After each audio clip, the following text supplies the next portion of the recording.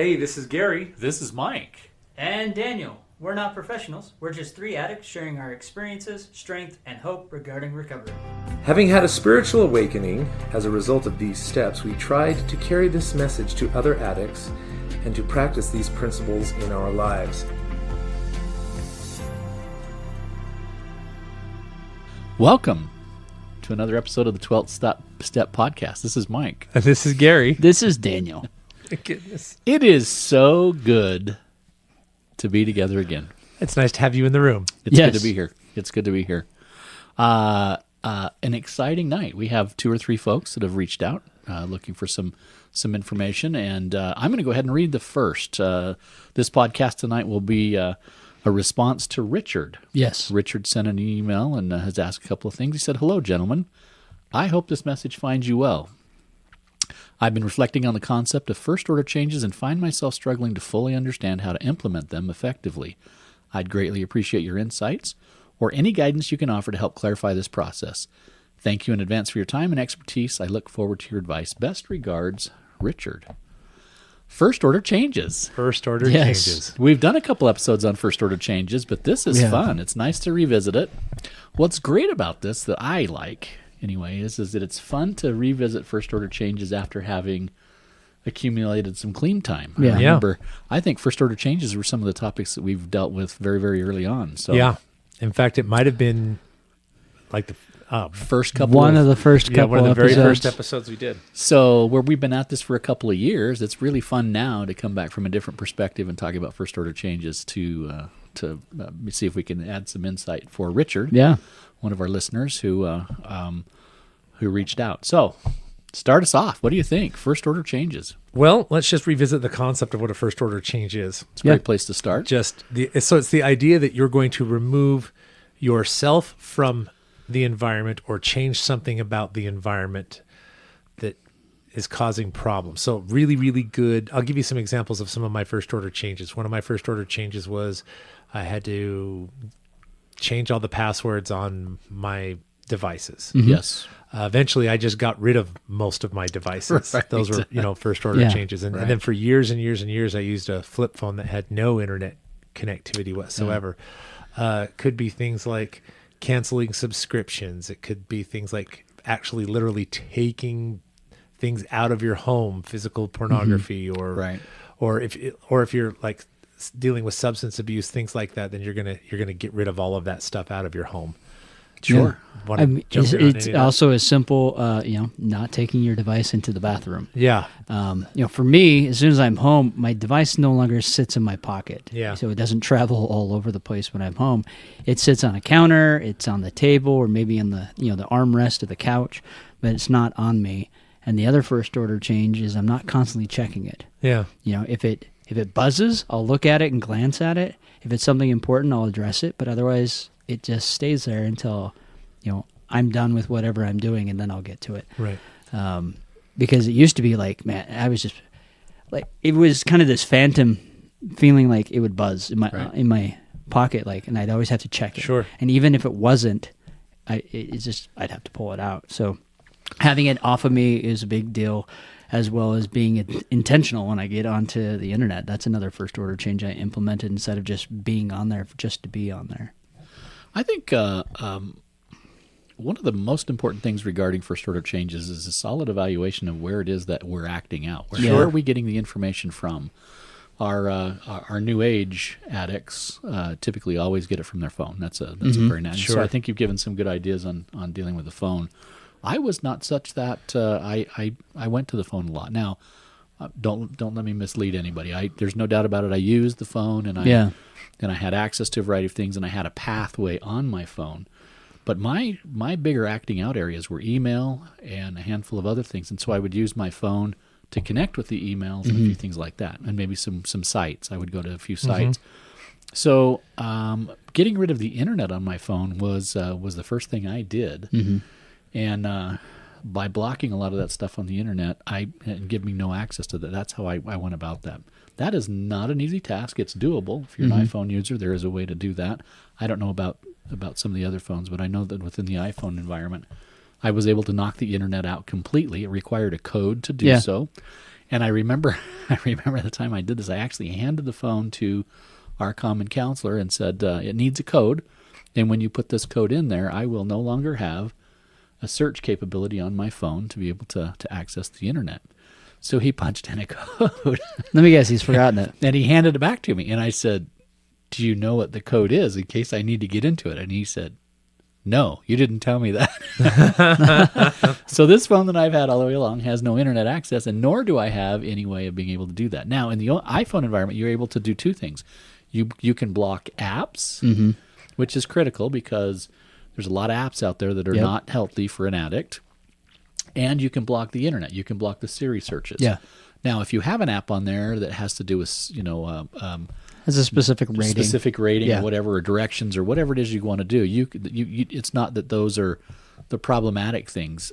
You still have the internet capability to say, I need to go to this location, Sure. and that app will get you there. Yeah. But it doesn't get you the ad. It won't get you the internet. So in my searches, if I said on the phone, who's going to win the next World Series, Siri comes back and says, I'm sorry, Mike, but that is a feature not available to you. That's a feature that's not available to you. Another way to think of a first order change is it's a physical. You're doing. I lost my thought. Dang it. It doesn't necessarily have to be something like a code. For example, a first order change for me was I had to change the order of how I would get myself ready in the morning. Yes. It can be, and I think what else is really important to remember about first order change is that they're not always permanent. Yeah. That's correct. I'm going to do this because right now I can't handle that, or it's not healthy for me to do that. It's interesting you bring that up because part of the processes that I would go through on my phone would be that I would always start with a sports page, a specific sports page, and I would end up in news, always looking, of course, in headline news for somebody in my neighborhood that, found themselves in trouble or whatever. I don't know why I was drawn to all that. But the point being is that I had to change up that process. Mm-hmm. You bring that up. So once I got rid of the internet, that wasn't the only thing that happened. I would still go to the news, or I would still go to the sports page and then to the news, and then I couldn't find my way to the internet. My mind just was like, hey, we're supposed to go here next. Yeah. So I changed all that up. I actually dumped the news site, and I dumped the app for the sports. I dumped my ESPN sports stuff to just get my mind away from that neural pathway. It can also be something as simple as I'm going to change the room that I act, like what Daniel was saying. I don't take it into the bathroom. If I'm going to access my phone, it's going to be in the living room. That's a first order change. That's a first order change. Because now I've changed the environment and it's now something new, and then I have the ability to work through with new things. The thing to remember about first order changes as you're implementing them is that they're kind of a dynamic thing. I wouldn't go changing them without talking to your sponsor, counselor, your support system. Yeah. Otherwise, it's not going to do you much good. It's like, well, I've put a code on it, but I had the code. Okay, yes, right. It's good to slow it down a step, but buys you a little time. Is all. Buys you a little time. Yeah. Which is really what first order changes are really all about anyway. Is give you a mind to get your mind back together. Right. Well, yeah. Boy, I'm really all over the place now. You're fine. So the second order changes come. That's when your thinking changes. That's when the neural pathways are different. So the first order changes facilitate them. It's really important to know that the first order change is not going to solve the problem. Right. If you've made first order changes and things aren't accessible to you, it might moderate your behavior just a little bit. But if you don't change the thinking or make the second order changes, the minute that's gone, you're going to be right back. Yeah, and that's actually a good indicator, right? Yeah. I mean, that's as you're working through your recovery and you find yourself sort of falling back on some of those things. Maybe a first order change fell out of favor or whatever, and you find yourself going back to those things. Well, maybe my second order changes aren't in place like I want. Right. So that's a good indicator. Well, and first order changes can be big and small. I mean, like I said, with not taking my phone to the bathroom, one of the bigger ones for me was after my divorce, not jumping into another relationship. Because that, talking with our common counselor, I found that was kind of a reoccurring theme in my past. But by stopping that gave me time to work on those second order changes and work on myself so that I wasn't falling into the same patterns. And it was really critical. I mean, 2.5 years, that's a huge time chunk, but that gave me the time frame to really work on all these other smaller and bigger things. Reminds me of the movie that our counselor had us watch, and there was a pattern to that. When you left a relationship, you were supposed to have a plant, Have a plant for a year and a dog for a and year. then a dog after that. as And a I've had recall. both of those, and they're both still alive. Unlike poor Ellen Tudyk. Yeah, 28 Days is the That's name of what that that movie is. with Sandra That's what Bullock. That was a pretty good one. It's a great Yeah. movie. My situation was a little different. I did not. The phone was a piece of it, but the bigger problem for me was my computer, and and most of my acting out was at work. You I'm put up self-employed. firewalls and all kinds. I of did. stuff. I spent some significant amount of money to implement firewalls, and then I had to work with a programmer specifically, our network guy, to identify. One of the unique things about the internet is that because I do have to have access to the internet for various things, I had to identify specific acting out sites. Yeah. I ran through a list of. He said, "Now look, I can block everything, or I can block nothing." But then when you want specifics, there are a handful of sites, and I was pretty routine about the sites that I went Sure. to. Mm-hmm. So I gave him a list of 10 or 15 sites, and he literally just went through and said, "This one's one I can't go to. This is one that." Yep. And so I can't access normal news sites, anything that contains anything about ads, advertisements, personals, or anything like that. So even some of the local newspaper that has a digital presence, I can't access because I'm blocking those particular want ads or whatever that are posted in the newspaper. So his question, our listener's question was how he had some questions about how you go about implementing these things. Yeah. So let's say we're starting at ground zero. Okay. Okay. How would you go about, number one, first of all, maybe implementing the first order changes, but maybe even identifying what might be a necessary first order change? Let's talk a little bit about that. For me, the place where that starts is my last relapse. How did I access whatever materials it was that put me in a place that I wanted? Identify your channels, your That's right. conduits. How's That's this right. coming Yeah. into my world? And I think the last relapse is a great place to go, or a history of relapse is a great place to go, because that will always lead you to a handful of things. It may be, and I love the relapse change that we have from some of the SAGE stuff that we've been working through, but because it talks also about the state of mind that I was in, but it also really identifies how did I get to that place? Yeah. How did I access the materials? How did I decide on where I wanted to go that got me to that spot where I physically acted Where out? was I and what was I doing that led up to that? That led up to that. Which is one of the reasons why one of my first order changes was I have to brush my teeth and do my hair and shave in a different order now. Fascinating. Because well, I'll just tell the story really quickly. I found that I would get up in the morning and I would go through my routine, and then I would go and I would drop my son off at his school, and then it's like, oh my gosh, now I'm activated, I'm triggered, I'm ready to go, I'm ready. And the thing is that most of the time, a lot of my activity was in the morning. Yes. This is when I would make these appointments. This is when I would do this stuff. It would always be in the morning. Right. So I had begun to associate getting ready for the day, meaning I'm also getting ready for this appointment. Yes. So then I would go through the process, which was part of my ritual, and it would ramp me up. And then as soon as I dropped my kid off, and I was now on my own, I wanted to. Well, the next natural thing is this. And once I identified it, I thought, okay, how do I do this? Well, I changed the order of how I got ready during the day. I started using a different bathroom, just so that it wasn't the same thing. And that was a first order change. Yeah. I had to implement a handful of things myself. I remember in my commute to work, there was a billboard that was pretty provocative, that depending on my state of mind and what had gone on during the morning or whatever, that I would always look to that billboard, and I could know that by the time I got to work that I was pretty well amped up and ready to start moving down that path. I started taking a different path to work. Sure. So those are first order changes. It was, hey, let me just get around that billboard so I don't have to deal with that. So I like the idea of figuring out where am I getting my stuff and what do I need to do to change that? To fix that. I think you definitely need to always involve somebody in it. Yeah. Sponsor, therapist, trusted friend, whatever, so that they know what you're doing and you can be accountable for that. Right. Yes. Right. Particularly if you're like you with your passwords, your code to your phone. Yes. My wife had all of our passwords to all of those things, and then just kind of watch yourself and find out where and how these things are coming into your Yeah. life so that you can make these changes. I made some changes at work. I had I have 2 monitors that I work off of, and they were sitting on my desk initially, or attached to the wall, kind of a fixture. Yeah.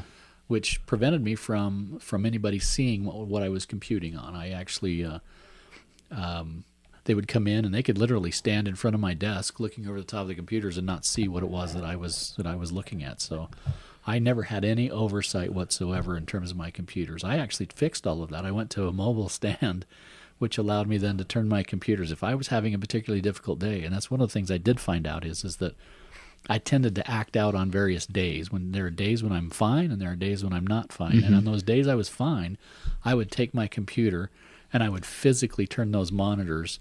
It's on a stand now, and it would enable me to literally wheel that thing right out in the hall if I needed to. And I could stand there at my computer all day long and work with others having visual access to what I'm looking at. Yeah. That was one of the things that I needed to implement to make sure that my first order change was accurate and adequate and meeting the need that I had. And that's just positioning yourself in a positive way. That's right. You know, that That's could right. also look like I'm only going to access my phone when I have somebody sitting next to me. That's right. Like I'm at home or something Yeah, like that. Or, That's right. Or, Yeah. laptop or whatever it might be. That might be another way for that to look like. I would suggest also if travel is in their in your universe at all, obviously a hotel room. A hotel room always puts me in that place. Yeah. It's taken me a long time to kind of get me out of that. What's great about that is that I when I walk into a hotel room now, I disable the TV. I just simply disable the TV entirely. I do not need to be in a room by myself with a TV that's showing stuff that I don't want to watch. So, Right. And that could be something as simple as HBO. Sure. Yeah. We're not talking about anything real significant. In fact, my last major relapse, Was it a came hotel on an room? FX channel Yeah. while I was traveling. So just regular TV. So the point being is that there are things that whatever it is you need to do to evaluate where do I get access to this stuff and how do I minimize it. Yeah, I mean, it's just kind of tracking down where are my pain points, Yes. What places in the home have I acted out in? What places, what travel, time, Yeah. or whatever, just kind of figure that out. Yeah. And then start, okay, well, how do I avoid this? Sure. Right. It's no different than, driving down the freeway and like, okay, there's traffic coming up ahead. How do I avoid that? Right. And get around so I can get to my destination. So if, like me, the bathroom, when I was younger, that's where the porn magazines were for my fake dad that lived there. And there were just mountains of them. So, it became accustomed that being in the bathroom shower, that would trigger me. Like I would be ready to go. And so not taking a device or anything that can get me to that material makes it so that I can still take a shower and avoid that. Yeah. That That's good temptation. stuff. Knowing billboards, that's a good one as I was well. surprised. That was one of the things I found out is that there's a time to address this and there's a time not to address it. Yeah. There are good days in the life of a recovering addict. There are good days and there are bad days. That is true. And I have found that when I'm dealing with these particular things in a bad day, it's not going to go well. Yeah. So the time you really want to be focusing on first order changes is when you're completely amped up about recovery. Yeah. Right. When you want to make certain that, yes, I really want to be good at this. I really want to be honest about this. I really want to recover. I'm not happy living the life I'm living. Those are the times to address a first order change. Yeah. Because you're real honest about that and you're real serious about it. So And on the bad days, you're going to minimize and you really are. Yeah. have denial come into play. Or create loopholes Yeah. or back doors or whatever it is. Or Yeah, excuses. I'm going to Right. put the password in, and that'll be fine. There's a Yeah, password. There's a password. Yeah. So those are some of the things. Those are some of the things I remember about first order changes. I know people that would do things like redecorate or move furniture around in Oh, different wow. rooms to make it different. Again, it's going to work in a different way.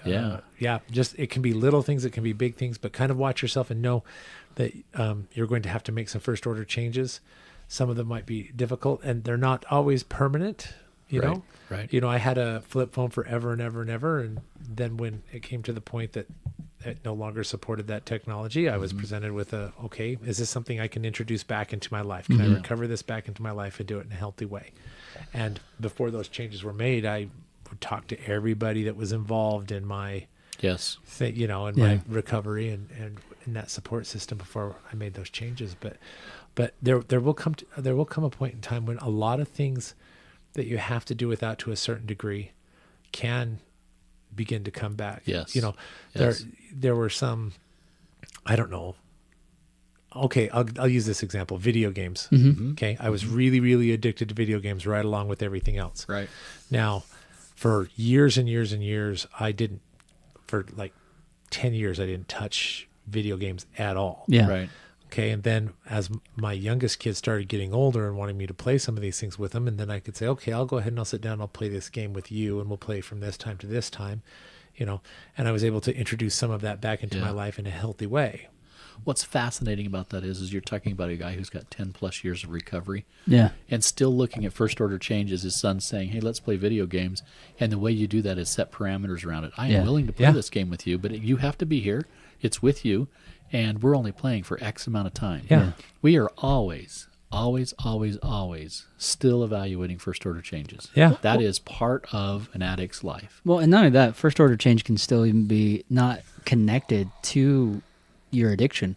The last few weeks I've been finding that I've been kind of feeling a lot of anxiety, a lot of some depression, stuff like that. And instead of like diving down that rabbit hole, I implemented some first order change. I just decided I'm going to repaint my kid's room, make and change that up a little bit. It wasn't huge. It was a task that I could do, but that like completely changed the energy and dynamic just in my home for me. And so you could do something as simple as that. I did it earlier in the spring where I kind of changed up my kitchen a little bit. So sometimes it doesn't have to pertain to the addiction. It could just be as simple as changing, like you said, changing the furniture around. Right. And it really changes up things for you mentally. Yeah. So no, I'm going to rephrase what you said. I absolutely agree with everything you said, but the way that I would say it is your first order changes doesn't necessarily have to do with your addiction, Yeah. but it will always have to do with your recovery. Yeah. Remember that your recovery is you're recovering the life that you could have had or should have had without your addiction, and then it becomes kind of a lifestyle thing. Yeah. I'll just go ahead and make a quick report. Mike came in today and he hasn't seen me in a while. He says, "Wow, Gary, you've lost a little bit of weight," and so part of the program that I'm working on took all of these same principles, Yes. that I learned overcoming my addictions, and then just applied them to kind of food. Now, and I've decided that losing the weight and getting in better shape was part of my recovery, even though it really had nothing to do with my sexual addiction or pornography addiction or things like that. But it was all the same principles. I made some first order changes. I had a support group. I did all of these things, and I'm finding a lot of success in it. So I would actually challenge your comment that they're unrelated. I think that the fact of the matter is that at least in my universe, they're parallel addictions. A food addiction and you're right. Food addiction and a sex addiction you're are literally right. just parallel addictions. Yeah. And so finding what works in sex addiction actually works really, really comfortably well in food addiction as well. Or any addiction. Any addiction, Yeah. But some of the other stuff's a little different, right? If we're talking about alcoholism or drug addiction or something like that, that's ingesting something that is completely unhealthy and foreign to a body. Yes. Right? Whereas sex and food are very natural. Very natural. And so they parallel each other remarkably well. And I'm amazed. In fact, I remember having this conversation with our common counselor who said that those two were as close to parallel as it could possibly be. And that surprised me. Huh. Yeah. Now that you say that, it doesn't surprise me at all, because I remember, it's kind of funny, but I remember as soon as I stopped acting out, I started eating one of my favorite candies, and I had it all the time, and I would go, in fact, that's one of the ways I gained a lot of weight. And our common counselor said, I know that you're not doing this because it's obvious that you're... Well, I mean, that's one of the things he says. He's like, I know you're in recovery because either you're gaining weight or you're losing it. Yeah. Right. Yeah. I found something interesting, very fascinating in my own, my days of acting out. Yeah. I always had McDonald's afterward. Yeah, you've mentioned Yeah, you've mentioned that. Isn't that the strangest thing in the whole wide world? It was a bad experience. It was bad all the way around. And so let's just go have a lousy meal with it or whatever. But I would eat McDonald's afterwards. And to this day, if I've Is had... it still a first order change? I said... It's still a first order. If I've had McDonald's in the last well, I've been at this for what now, almost 8 years. We're working into 8 years. I literally, if I've had McDonald's more than twice in the last 8 years, I would be shocked. That's really interesting. It really made a connection between. That would be a first order That change. would be a first order I'm not change. going to eat there. So the really interesting thing is for me, since you've said that, I avoid McDonald's. Really? Yeah, like Boy, not my me. I my still love kids, the fries. my kids will Always. They're the want best fries I ever. know, They, they're so they good. want a Happy Meal. I will get them the Happy Meal, but I will go eat somewhere else. Interesting. I have That is avoided it because it's like, I'm gonna eat some good food. I'm not going to be bad to myself. But you know, I it's- very much made that connection between my acting out behavior and I would be off at a hotel acting out, doing whatever, and then on my way back, I would always stop. Do you know, it's kind of funny because there was a hotel that I used quite a bit, and there was a fast food restaurant right adjacent to it, and I'd Sure. hit that on the way out all the time. Really. Oh yeah. Have Oh, you yeah. been back since then? No, I don't go It's there. a, it's Yeah. a it's a mental. Yeah. You've made a connection with those two things. yeah, and they are. I hadn't really thought about it until you just mentioned it. But it's like, no, I don't. And unless I'm with people that are going, and Yeah. even then, I really minimize. It's like, yeah, I really don't want much. yeah, that's just not that How- good food. How interesting. Yeah. Yeah. There is a connection between those two. I think a little stronger than maybe we give it credence or credit for. I absolutely agree with you. So- I agree. It's a parallel connection. So I mean, really, what we're breaking it down to is take a look at what your acting out points Right. are. Yeah. Right. What environments is that happening in? What is leading up to that? And create devices or steps in your recovery that avoid those things. That's right. Right. Or That's change things up so that that it gives you a break or enough time to pick something else. Yeah.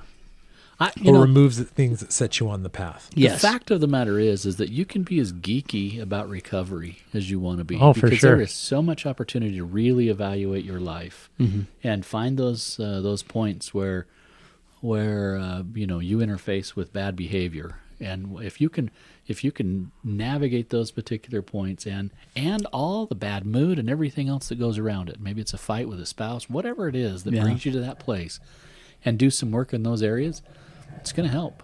And It's the gonna more be helpful. honest you can be about Oh yeah, this is well. Let's just be clear. Recovery is not for the liar. No, it's not. No. It just simply isn't. Well, I'm just saying, if you're doing this, dive in full force because if you got 1 foot out, you're not going to get that No. great of a recovery. And you will, if you have 1 foot out, you will always leave yourself a back door Yes. or a loophole or Yes. a workaround, Yeah. whatever it might be. I mean, it's exactly like putting the passcode in, but writing it down and putting it in your wallet. Right. Sure. Right.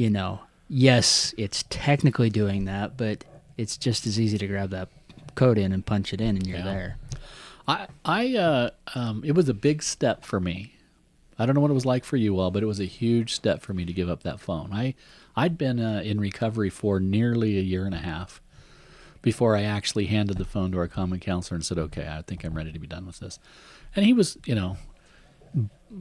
was gracious. He was an absolutely gracious counselor to allow me the time necessary to come to my own conclusion that it was time for me to be done with this, because he didn't want to do it for me. He just simply wanted me to arrive at that place. And so when I handed him that phone that day and said, "Here, type in a code and it'll be gone," and he was kind enough to do that and take care of it. That was a major step for me. And I think I honestly believe for all addicts, if you're unwilling to give up your access on your phone, you're probably not ready for recovery.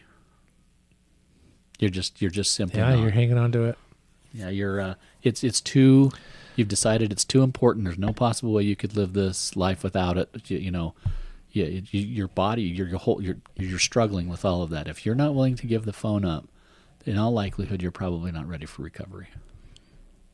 That's a big step Yeah. and a big indicator, a very big indicator, because everybody acts out on their phone. I think there are so many parallel addictions to electronic devices anyway. Yes. Yeah. Yes. I couldn't agree more. Anyway, Maybe another significant one is gaming. I don't know how you could be successful in giving up like your video games? like video games. Well, like I said, I had to give it up completely, and I didn't even realize that I was really addicted to it yeah. because all of my stuff. I actually stopped the video games cold turkey in 2011 when I was busted the first time, and I just, for whatever reason, I never picked them back up. And then all of my other stuff happened in 2013.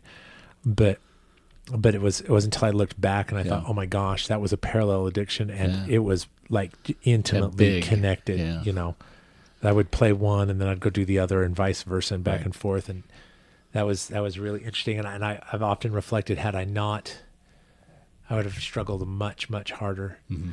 And then a point that I wanted to point out with you is that it took time for you to get to the point where you were willing to Yes. give up your phone. Yeah. But getting yourself to that point was also work. Oh, yes. You know, Absolutely. and that's why all of those steps have that It's a true story. that Yeah. willing piece in the Yeah. beginning. Fascinating. Well, again, those are a great place for people to evaluate and to start. Yep. Am I really ready for recovery? Can I give up gaming? Can I give up my cell phone? And it's awkward. I have adult children, and my kids will say, "Well, Dad, look this up on your phone," and I'll say, "Oh, I'll talk to my wife and say."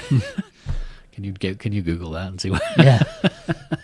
And that's how it goes at our house. Recovery's not always But convenient. it's not. No. It's not. But mental health is a commitment to reality at all costs. Yes, it is. And all Yes. costs means All costs. all All costs. costs. Yep. Yeah. All right. So, what a great topic. Yes. Yeah. Thank you, Richard, for writing in. We hope you enjoyed the podcast and that it answers some of the questions for you. Also, shout out to anyone else who may have questions we'd love to address. Please feel free to write us, email us, and we'd be happy to make it part of our show. So, Yep. with that, this is Mike saying, do the work necessary to find the peace that recovery can bring. And this is Gary saying, do the next right thing. And this is Daniel saying, find the humility in your recovery. Thank you for listening to the podcast. If you like this episode, please give us a 5-star rating on iTunes, Spotify, or wherever you find us. As a fellowship of recovering addicts, Sex Addicts Anonymous offers a message of hope to anyone who suffers from sex addiction. Check out saa-recovery.org.